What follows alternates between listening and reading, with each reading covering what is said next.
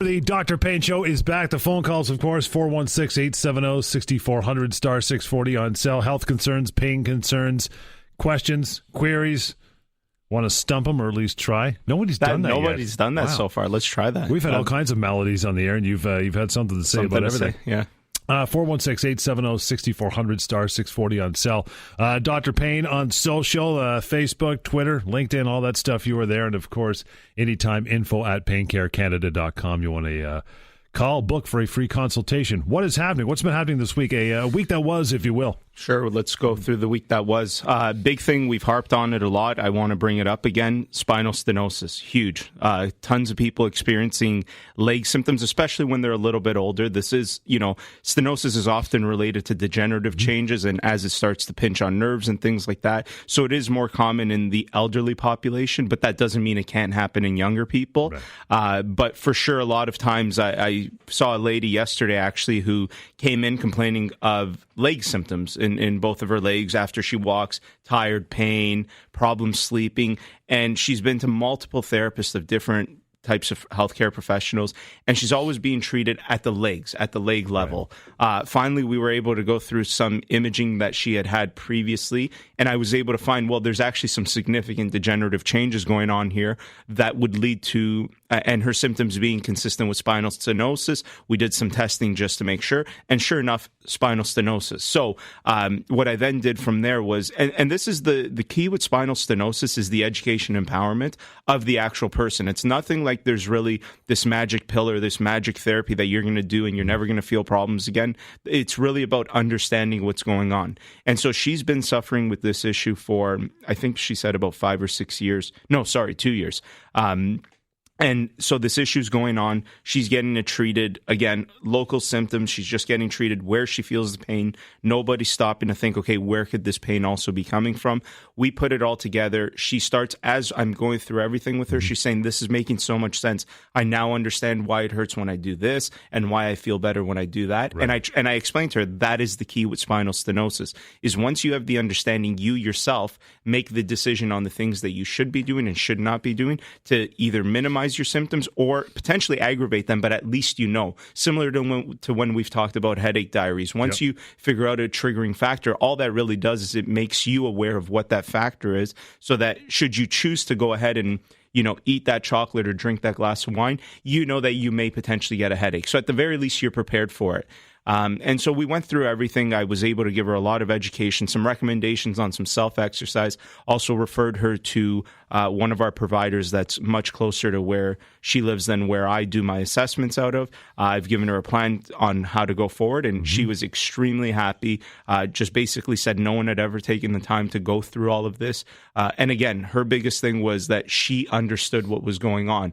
And she even said to me, she's like, she said, it's kind of like when you're studying for a test and you're just trying to memorize, and it seems like it's so much harder, versus once you can understand the material, then you just reason yourself through things. Right. And that was her biggest thing. She was just very, very extremely happy with the understanding. And obviously, I love to talk, clearly. So I went through all of it, and I gave her what she needed to know. And because of that, she'll be able to manage her symptoms and have a better quality of life for sure. Is there a cure for stenosis, the narrowing, or is it just management?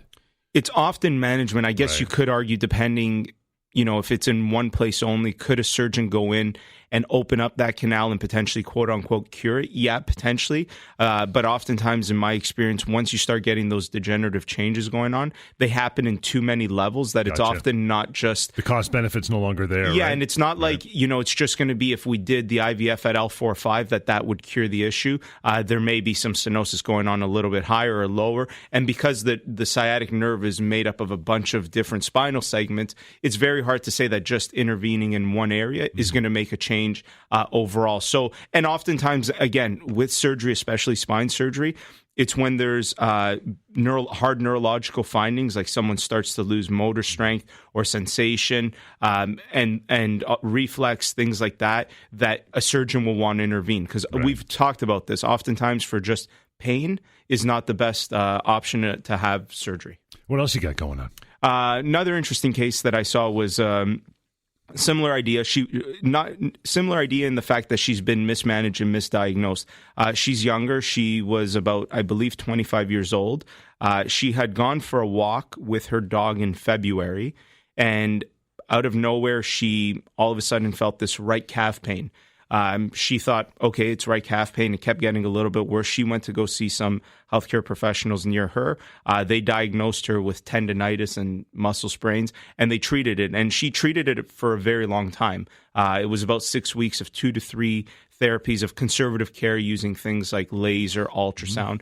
She got the treatment, but zero improvement. And she came into my office in crutches. Wow. At this point, from a 25-year-old with a simple calf strain should not be coming in crutches. Mm-hmm. And again, they're treating it like it's a calf strain. I go through everything with her. And a few weeks before she had gone for the walk with her dog, she was involved in actually a very bad car accident where she actually had low back pain that developed. Okay. And she never thought it could be potentially related. But obviously, when you look at the nerves, again, the nerves in the low back, the sciatic nerve goes down the back of the leg, it splits, goes down into the legs, into the calves, and the bottom of the foot. And so I was able to go through everything. And what we were actually able to find, because as soon as I looked at her legs, she was wearing shorts and her right calf seemed significantly smaller right away from observation. And I hadn't even measured it yet. And I said, okay, well, anytime I hear, because her symptoms were burning, throbbing, shooting, and I've talked about this, tips me off to neurological pain. So from there, I then visibly see that there's atrophy, that the actual muscle is getting smaller. That to me, again, is a sign of potentially a nerve involvement. Mm-hmm. Now, in an instance like that, you obviously want to make sure that it's nothing neurological that's very, very serious, like a neurodegenerative disease, right. Like MS or ALS or something like that. I guess we're going to break, and we'll talk more when I get back. And your phone lines are open, 416-870-6400, star 640 on cell. Would love to talk to you about your concerns. The Dr. Payne Show right till 1 o'clock this afternoon. Talk Radio, AM 640. Dr. Payne Show, and tonight, Casino-Rama, Toto. Yeah? I know. I just hear your wife is here. I go, Toto? She's looking at me like, huh? Jeez, I'm getting old. Fantastic act. 416-870-6400, star 640 on cell.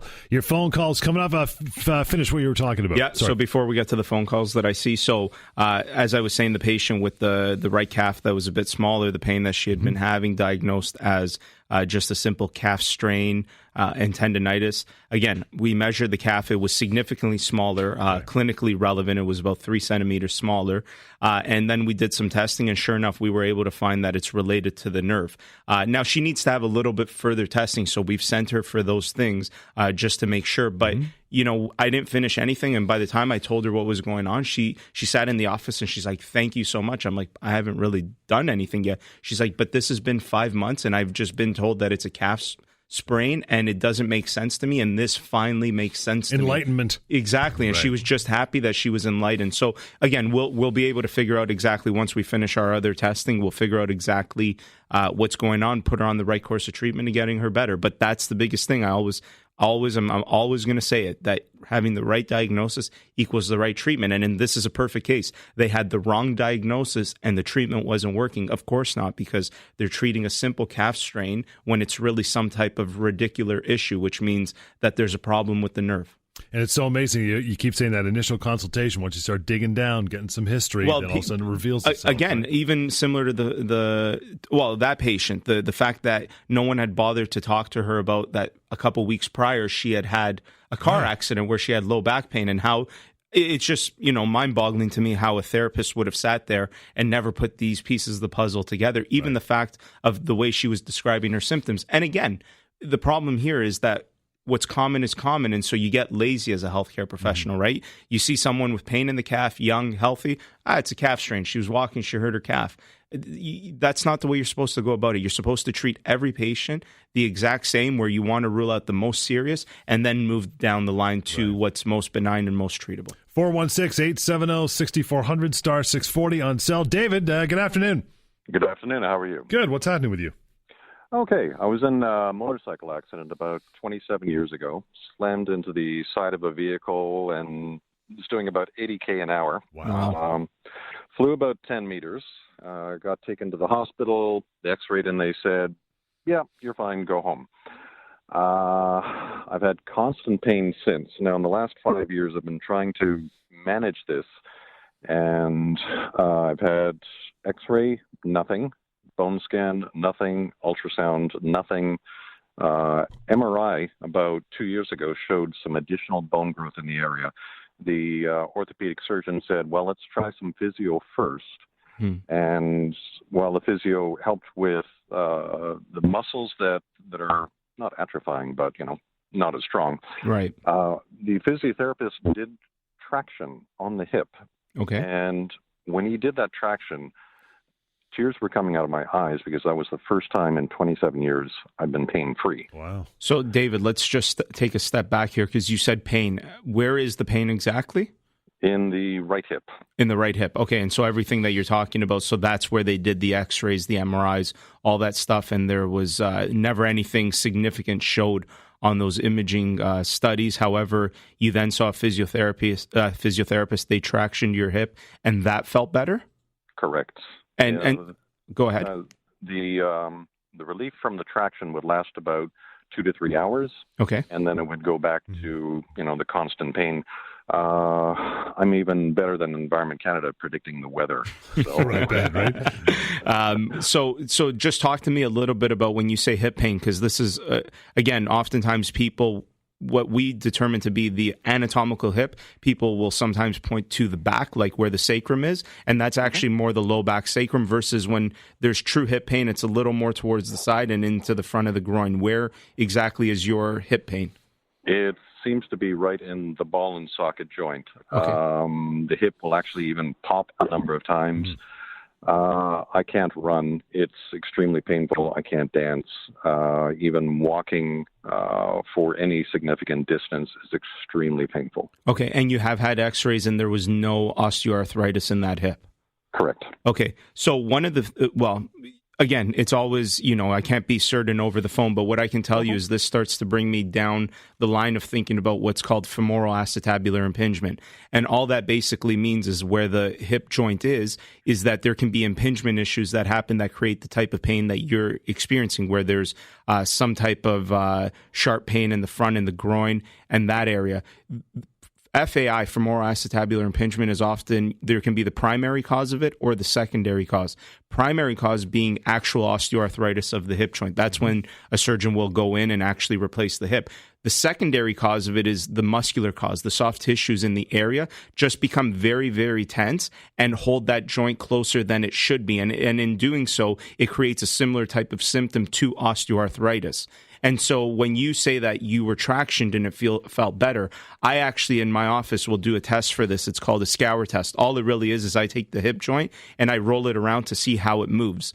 When I have a patient that I roll that around and I start to feel like there's a budding in the joint itself, I then traction and do the same thing. In an instance where it's osteoarthritis, whether you traction it or not is not going to make a difference. The patient still has pain. Wow. In the instance where it's secondary related to the soft tissues and you traction and you move it around and the patient has improved symptoms, it confirms the diagnosis of a secondary femoral acetabular impingement, which is just specifically related to the muscles and the tissues, which makes sense in your case in the mechanism of injury that, obviously you didn't break anything. There was no significant, because you really would have had to have fractured or broken something in order for the degenerative changes to, really start to progress to something like an osteoarthritis. But most often when you deal with any type of motor vehicle accident, soft tissues are always involved. So it's not surprising that there's probably just some chronic tension going on in that area that is creating that similar osteoarthritic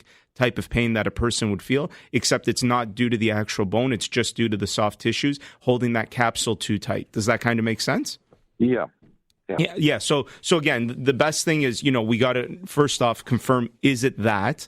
And once we've confirmed that component of it, then we can move on. Now, the other thing that I will say is I've seen a lot of people that have been told that they don't have any osteoarthritis in their hip. And then I take a look at the x-ray and it's like, yeah, you do. And so, that's another thing. We'd have to look at that just to make sure. So again, if you're interested, give us a call, or I can connect with you. We have your number here through the call screener, and we can see if we can figure this out. Dave, moving forward now, 1-855-55 Dr. Lou, DRLOU, 1-855-55 Dr. Lou to get that free consultation happening. Well, you just had one right there, but take it a little further, right? Everyone else, phone lines are wide open. You want to give us a call? We'd love to talk to you right to 1 o'clock this afternoon, the Dr. Payne Show, 416-870-6400, star 640 on cell. On Talk Radio, AM 640. We would love to talk to you this afternoon about your health concerns. Ted, good afternoon. Good afternoon, Dr. Lou. Hi. You spoke with a gentleman earlier about hip pain. Yep. Yeah, I've got, in my left hip, I've got pain. It started, at least it was impact playing sports probably around 7 years ago. Okay. And it didn't really bother me a lot, though occasionally as I'm walking or even sitting for a long time, it would be like a throbbing pain. Okay. And that over the years. Now, the past 6-7 months, it's become progressively worse, especially when I'm sleeping. If I sleep, even though it's on the left side, the outer hip, not the inner, if I sleep on the left side, it'll bother me. If I sleep on the right side, it'll bother me throughout the night. Mm-hmm. Only when I sleep on my back. Okay. Now, I'm scheduled for a MRI in the next month, both to do a lower back MRI. My doctor thought it could be radiating from there, and also one of my hips. Okay. Where in the hip is the pain? So similar to that I asked the other caller, is it in the front, in the groin area, or in the back towards the sacrum? Well, no, it's right in the side. It's right in the side. Okay, yeah, so that's... Back, and it's right below... It seems right below my actual hip, and it radiates sometimes right down to above my knee. Right above the knee, okay.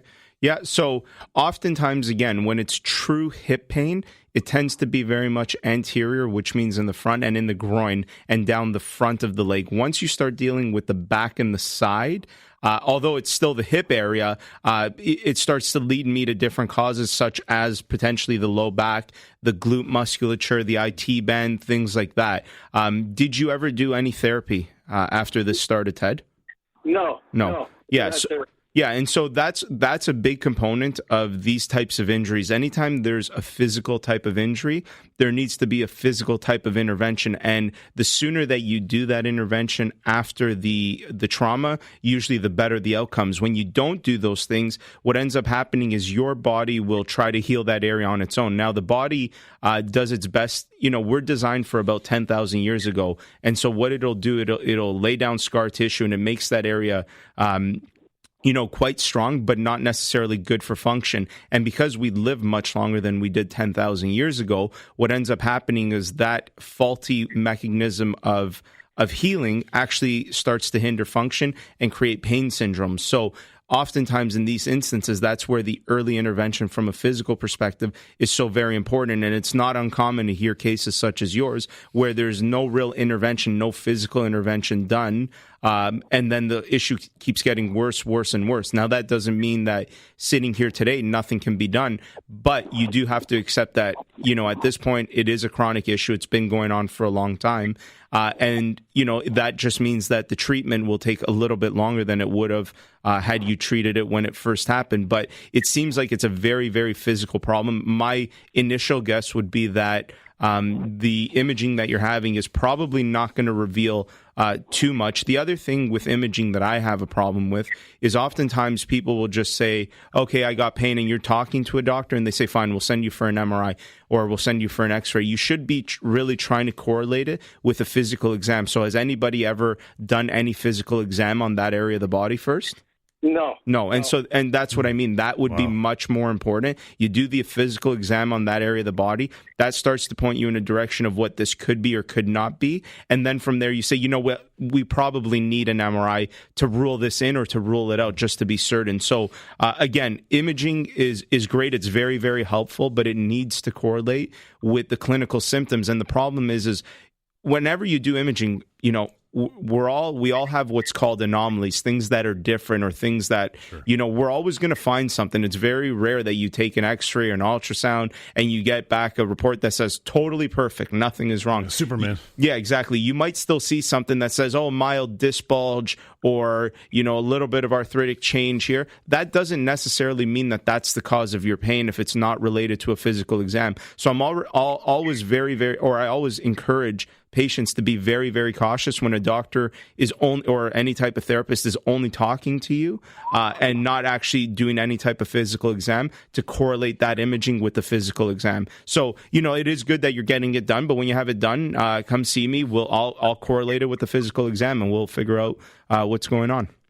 See, the thing is that the pain is short of nighttime when I'm lying down. I have no pressure, like in terms of weight on the hip by standing up, and it's happening for no reason. And be it whether I sleep with that sore hip up or down, right? It causes me that discomfort. Yeah. Throughout the day, occasionally it'll bother me. But sometimes if I'm sitting in a car for a long drive, it'll start to bother me.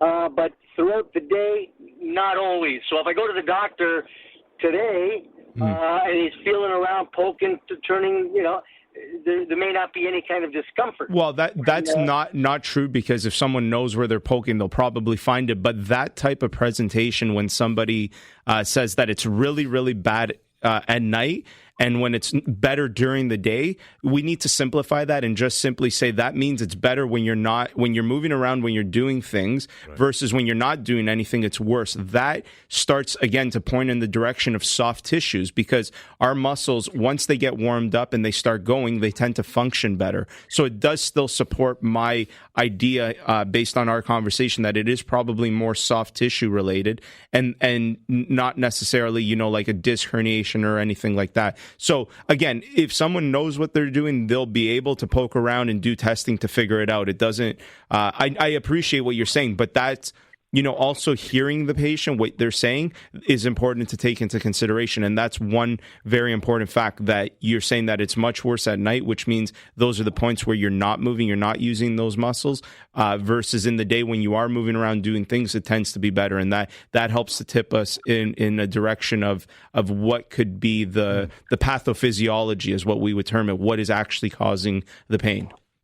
If I do come and see you, like I have had an x-ray done. I haven't seen the result, because if I ask the doctor the result, he's going to say, well, wait till you do the MRI and we'll put it all together. Right.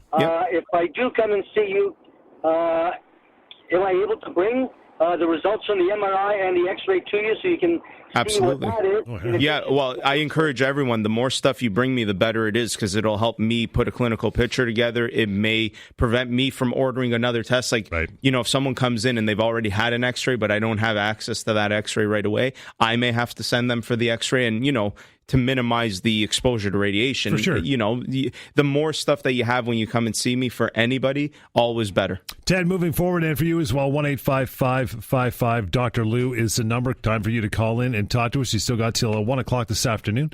And that number, 416-870-6400, star 640 on cell. Info at paincarecanada.com and Dr. Payne on social as well for any time. The Dr. Payne Show continues. Talk Radio, AM 640. Plenty of time for you to call in till 1 o'clock here this afternoon. You mentioned last segment of warming up the muscle. Now you've taught warming up versus stretching muscles. Yep. Some people prefer stretch. They think stretching's better. You argue that point. It depends what they're stretching for. Right. So oftentimes when they've looked at research, stretching from the perspective of injury prevention, what they actually find, and the thought was, and I think we all remember when we used to be in gym class when we were younger, you stretch so that you're maybe preventing an injury. What actually ends up happening is that there's enzymes in your muscles that get functioning at certain temperatures. And once they're functioning at those certain temperatures, it prevents injury. That can't be achieved through stretching. It has to be achieved through warming up, because you have to get the muscles to a certain temperature. So you could do something like a dynamic stretch, and that would be more beneficial from injury prevention. But let's say we're dealing with someone that, has a tight hamstring. Right? In that case, from a therapeutic perspective, we may recommend stretching in order to help lengthen that. Now, even the research on that is arguable, because what they've done is they've looked at studies where they hang a piece of meat and with a weight for days and days, and then they remove the weight, and within 20 minutes it's back to its original length. Kidding. So the argument is well, is you stretching for 30 seconds once a day really going to make a difference? So sometimes what people say are tight muscles, quote unquote tight, is just really the length. It's just a short muscle. And so, the question becomes, can we actually lengthen muscles by intervening? It's a very elastic tissue. I think it's very hard to say. We do include it in treatment plans, but again, from an injury prevention perspective, definitely much better to warm up than it is to stretch. And if you are going to stretch, just be dynamic about it. That's going to be Meaning more what? Moving through the stretch, right? So let's say you were stretching your hamstring. Again, you've got it on the top of a rail and you're stretching your hamstring. Right. Instead of just holding it there, get your body, your torso bending forward and back from it so that you're dynamically moving that muscle is going to be much better. But again, warming up. So even a light jog, this is also very important for not just athletes, but also people who do physical labor. One of the things when we intervene in workplaces and we teach people how to prevent injuries, one of the things that we'll do is we'll speak to them about, it's not uncommon that these guys that wake up, they're a construction worker, they'll wake up at 5 a.m, grab their coffee, drive to a site, and then first thing they do is they go in and they start picking up cinder blocks. Yeah, whatever. Yeah. You gotta warm up. So I always say, move around first, get warmed up, feel like you're sweating a little, like before you start picking things up, and graduate into everything that you do. Because if you don't go that route, that's when injury is more likely to happen. This is something you can show people in your clinic too, right? Of course, dynamic stretching, all that stuff. Yeah, absolutely. And again, it when you talk about stretching, that's kind of a treatment intervention. So it depends on the cause, right? If the diagnosis that the person has, there's some literature, some experience, and things to support that stretching would be beneficial, then we implement it. But if there isn't, then we're not going to implement it. So it does very much matter what the diagnosis is before you just assume that you should be stretching or you should be doing this or that. It is very, very important to get the right diagnosis. 416-870-6400, star 640 on cell. We had a couple calls there, but they went away like Jimmy Hoffa, never to be seen again. Give us a call. You've got time to get through the Dr. Payne Show. Talk Radio, AM 640. Got Mike and Lindsay. Hey, Mike, how are you, pal? Pretty good. Yourself? Good. What's happening with you? When I was about 13, 14 years old, I was diagnosed with Oscar Schlater's disease. I hope I said it right. Osgood-Schlatter's, but close enough. Yep. Yeah, in both my knees. Okay. Now, that was in my early teens. I'm now in my early 30s, and periodically, every couple of months, I will get a pain in my knees that could basically take me from a standing position to a drop position in about half a second. Okay. Is it in the same area where you had the Osgood-Schlatter's? Yes. Right in there. So, okay, let's start with, for our listeners that don't know what that is that sounds like a beer. What is that? So your quad muscles attached to your patella, which is the kneecap, and then there's an extension of a ligament that goes down to the tibia on the tibial tuberosity. When we're young, our growth plates are open. Where the patellar tendon, the ligament attaches to the tibial tuberosity, in some younger individuals, because Osgood-Schlatter's only happens when you have open growth plates, it's the tightness in the legs starts to pull on that area, and you start to develop a bump. So some people have it just below their kneecap. I had that. I had surgery on it. Oh, did you? Yeah. Okay, well, I'll take a look at it after. That's what that's called. Yeah. Wow. So you'll develop a bump, and all it is because that ligament is pulling on that area, and we've gone through this. As things get pulled in the body, more calcium is laid, bones get bigger. And so children, people that are, usually under 20, will develop Osgood-Schlatter's disease. It's pain just in that area because of the constant pulling and tightness. Now, it's often related to, and this is a good segue for what we were talking about before, tightness in the quad muscles. Mm-hmm. And so as those quad muscles are overused or tight or short, it starts to pull on those things. Now, it is also very common that people who have had Osgood-Schlatter's later in life will say, I still have knee pain. That's because in all likelihood, as you get older, your muscles are going to only get tighter anyways.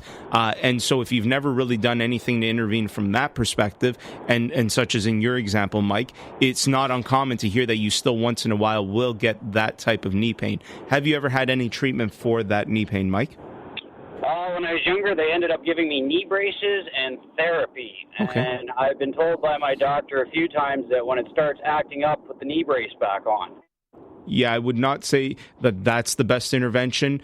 In those types of instances, usually what needs to be done is there needs to be some work, some manual therapy actually done on the quads and on the patella itself to just get good mobility in there. Because what it'll do, it'll decrease the tension on the patellar ligament, which attaches to that tibial tuberosity. And so if you can remove that tension, then the symptoms should subside. Now, another thing that happens under there is there's a bursa. There's the which is a fluid-filled sac that sometimes you can develop a bursitis, and that's kind of an inflammatory process. But same thing, those things often develop in response to too much tension. And tension, you have to look at, okay, well, where is the tension starting? And it would be starting in the quad muscles. And some of the quad muscles actually attach above the hip, so it could also be related to hip problems. And that's very common as well. So, again, the only way to be certain, Mike, is we'd have to take a look at it. Do you have a visible deformity on the tibial tuberosity, like you can actually see the bump? Oh, yeah. Yeah. So there's just probably a lot of tension that's always gone on there. And this is an instant where maybe stretching is a good idea. So someone like Mike maybe should be stretching their quad multiple times a day to try to remove some extra tension there so it doesn't aggravate that knee pain. Okay. Okay, Mike? Makes sense, Mike. Moving forward, 1-855-55 Dr. Lou, DRLU. How common is that? You see a lot of it? Yeah, it's pretty common. I don't know how common it is that it's actually symptomatic. So if we actually, took 100 kids and we actually looked at their tibial tuberosities, we would probably see a little bit of Osgood-Schlatter's going on, but they may not necessarily have knee pain. So I think that's the more relevant question is how often is it symptomatic? It depends. I'm not really sure. And no one really knows what predisposes someone to it versus someone else. I think a good hypothesis is again, if you have a short quad muscle or a tight quad muscle, it's just going to put more tension on that patellar ligament. And as there's more tension, there's more pulling on the tibial tuberosity where it attaches. And that's just going to create an extension of bone. And that's essentially what happens. And so, yeah, it does happen. And a lot of kids, the other thing with children with knee pain, anytime a child comes in with knee pain, another area that you always have to consider is that the source is from the hip. It's very common for children who have knee pain for it actually to be originating in the hip. Wow. I actually am an example of that. When I was young, I think I was only 4 or 5, had knee pain that was developing, and it was related to something called avascular necrosis in the hip, which is essentially when the head of the femur that attaches to the acetabulum starts to die off. There's no blood supply. And so some people will develop avascular necrosis. It's very, very rare. But yeah, it is something to always be considered that when you have a child with knee pain, you should be considering that it could be originating at the hip. Lots more time for you to call in. We'll take a short one, 416-870-6400, star 640 on cell, and info at paincarecanada.com, and Dr. Payne on social as well. It's a Dr. Payne Show, Talk Radio, AM 640. 12:52, Dr. Payne Show. Got a few minutes here to call in. Got some time. Got some open lines if you want to have your questions answered. Amir, good afternoon. Hi, how are you? Good. What's going on with you? I had a ACL surgery about 1.5 years ago, but I didn't really follow up with the treatments after and the physio. So I still have a little lump above my knee, like inside with the muscle or whatever the injury was, and sometimes I have a little bit of pain. I was wondering what I can do. Well, again, the most important thing would be anytime after a surgery, a big component is obviously the rehabilitation component with the therapy. Now, in the absence of not having done that, because we can't go back in time, that doesn't mean that you can't do some therapy now. And that would probably be the best idea to figure out exactly, what's going on. And then from there, do some therapy around that. And the problem should get better. Again, once these things stick around for longer than 3 months, they're often termed chronic. And anytime something becomes chronic, it is much harder to fully resolve. So I would obviously, and in your case, Amir, we can't go back, but any listeners, always after surgery, do the recommended rehabilitation because it definitely improves the outcomes of the surgery. Do you still have any laxity in your knee, Amir? Not really. I did do some treatment, but I didn't really do it completely. But I go jogging and I do other things on my own, but I really didn't follow up with the rehab thing. But overall, I'm okay. It's just once in a while I have some pain. So where is the pain that you do have now? The pain is, I can't really pinpoint. It's generally, it's like a burning sensation that penetrates right in the middle of the knee, like more to the side. It's on the right knee, so to the right side of the knee where that little hollow point is on your knee. I really don't know the medical terminology. Okay, yeah. No, I mean, it could also, in healthcare, you're allowed to have an ACL issue and then develop a different type of knee pain. You may also be developing what's called patellofemoral pain syndrome, which is just the way the patella tracks might sometimes put pressure on one area. And it kind of sounds like you're describing that. And again, that's actually not that hard of a syndrome to treat. And so, yeah, I mean, I don't think it's too late for you to go in, get it taken a look at, and get some good therapy. Give us a call. We can help find somebody in your area that can help you with that. How's that sound? Absolutely. Okay. Thank you so much. No problem. Thanks, Amir. 1-855-55 Lou, DRLOU. How important is it? And I know I have family that are regimented about this, following with therapy after surgery. You got to do it. Yeah. Well, even more, and it doesn't just, we can even talk about doing therapy prior to surgery, which is termed prehabilitation. So the healthier you are, the more likely you are to heal. Which is why athletes repair quicker. Exactly, right? Exactly. And athletes also have a very important thing, which is they cognitively want to be better. They'll do everything that you tell them. Their paycheck. They are the best people to deal with from this perspective, because exactly as you said, their paycheck depends on it. And so they understand they'll do what they need to do to get back. But, anybody that's scheduled for surgery, now prehabilitation doesn't necessarily mean that you have to be in someone's office 3 days a week doing all this stuff. I would say the most important thing prior to surgery is having good cardiovascular health, right? So if you're about to go get a surgery, having some type of, cardiovascular activity added to your lifestyle is going to be very, very important. And then, John, as you said, following your surgery, whatever the recommendation is, you got to follow through it, because if you don't, it just hinders the outcomes of recovery. And these surgeries, again, you shouldn't look at surgery as just what the surgeon does in that operating room. The surgery is the whole process of surgery and rehabilitation. And I almost can't even think of any surgery where there wouldn't be some type of a rehab component with it. So very, very, very important. And as you've often said, surgery is not always the key to getting rid of pain. It's not always for that. It's for function more than anything, right? Yeah, and it depends on which areas, like, the osteoarthritis that we talked about early. So when you do have really bad osteoarthritis in the hip, for example, and the pain is in the groin area, right, hip replacements tend to be very good at getting rid of that type of pain. But sometimes people that have hip issues will also say, I have pain in the back. It's not as good. So some surgeries for some pain, especially hip and knee, sometimes can be good to get rid of pain. But more often than not, I do think that, and it's everybody's job to make their own choice on whether they want to go through with something or not. I would always say make your choice based on, is it going to improve your function? And if it's going to improve your function, then it's probably more worthwhile. If you're just worried about pain, there may be better answers to that. And that's maybe surgery is the answer, but that's where, getting multiple opinions, seeing someone who's well-versed in pain management is the key. And so, people listening, give me a call. That's the key here. And number 1-855-55 Dr. Lou, DRLOU, info@paincarecanada.com. Through email, more information, and simply Dr. Payne on social as well. Till next time, the Dr. Payne Show next weekend, Talk Radio, AM 640.